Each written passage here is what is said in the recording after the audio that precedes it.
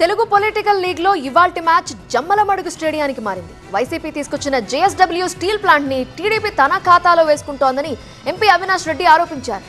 మరోవైపు 5 ఏళ్లలో ఒక్క పరుగు చేయకుండానే వైసీపీ ఆల్ అవుట్ అయిందన్నారు ఆదినారాయణ రెడ్డి. ఆ పార్టీ కప్పులు గెలిచింది లేదు, స్టీల్ ప్లాంట్ తెచ్చింది లేదు అన్నారు.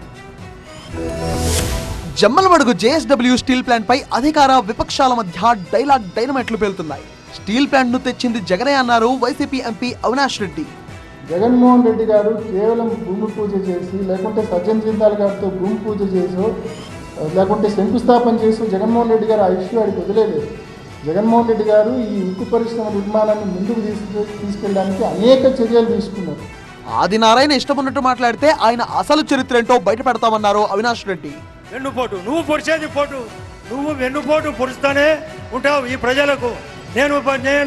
నేను బటన్ నొక్కినా అంటే నువ్వు బటర్ తినేది మా వాళ్ళకందరికీ తెలియదా?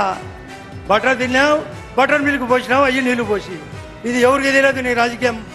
ఆదినారాయణ రెడ్డిని ఒకటి గుర్తుపెట్టుకో, అధికారంలో ఉంటే నేను ఆదినారాయణ రెడ్డి అంటావు, అధికారం లేకపోతే నువ్వు నిక్కర్ నారాయణగా మారుతావు. నీ బతుకది, నువ్వు గుర్తుపెట్టుకో, నీ బతుకది. కూటమి సర్కార్ క్రెడిట్ చోరీకి పాల్పడుతుందని అవినాష్ అంటే వైసీపీనే క్రెడిట్ చోరీకి పాల్పడుతుందని ఆదినారాయణ రెడ్డి విమర్శించారు. క్రెడిట్ చోరీ చేసే ప్రయత్నం చేసినారు, కానీ పాపం దురదృష్టం చంద్రబాబు నాయుడుకి నిన్న సాయంత్రమే మొత్తం గాలంతా పోయింది. నిన్న సాయంత్రం జేఎస్డబ్ల్యూ స్టీల్స్ అధినేత సజ్జన్ జిందాల్ గారు రీట్వీట్ చేస్తూ చాలా స్పష్టంగా జగన్మోహన్ రెడ్డి గారి ప్రభుత్వం చేసిన పనుల వల్ల, ఆ ప్రభుత్వం ఇచ్చిన సహకారం వల్ల, ఆ ప్రభుత్వం ఇచ్చిన అనుమతుల వల్ల ఇవాళ ఈ ప్రాజెక్టును ముందుకు తీసుకెళ్ళగలుగుతున్నానని చెప్పి చాలా స్పష్టంగా ఆయన రీట్వీట్ చేయడం జరిగింది. చోరు ఆద్మీ వాళ్ళే. జగన్మోహన్ రెడ్డి పెద్ద చోర్, నీ బ్రతికే చోరు, నీ పార్టీ చోరు, ఏదో మేము చోరీ అట.